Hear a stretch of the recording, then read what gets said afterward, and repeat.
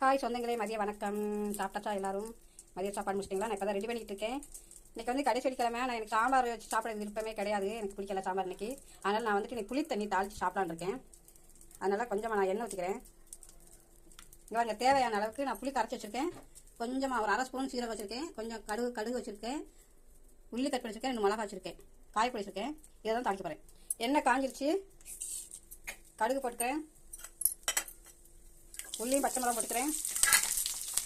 2 சீரகம் போட்டுக்கிறேன். அப்புறம் கொஞ்சமாக காயப்பொடி, மஞ்சப்பொடி தேவையில்லை, நான் போடலை. இப்போ எல்லாம் நல்லா தாளிச்சதுக்கப்புறம் புளி கரைச்சி வச்சுருக்கதை நான் ஊற்றுறேன். தேவையான உப்பு போட்டு தான் நான் கரைச்சி வச்சுருக்கேன். இது மட்டும்தான் இன்றைக்கி. அப்புறம் வந்துட்டு தேங்காய், பொட்டுக்கடலை, வெள்ளைப்பூடு போட்டு துவையல் அரைப்பேன். இன்றைக்கி புளி தண்ணி துவையல் வச்சு சாப்பிட போகிறோம். வாங்க, ரசம் ரெடி ஆயிடுச்சு, துவையலும் ரெடி ஆயிடுச்சு. வாங்க சாப்பிடலாம்.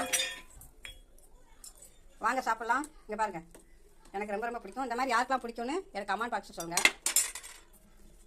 சாப்பாடு ரெடி. இங்கே பாருங்கள், இன்னைக்கு தான் இது எங்கள் வீட்டு சாப்பாடு. உங்களுக்கு இந்த மாதிரி யாருக்கெல்லாம் பிடிக்கும் எனக்கு கமெண்ட் பாக்ஸ் சொல்லுங்கள். மறுபடியும் வீடியோ சந்திக்கேன். பாய்.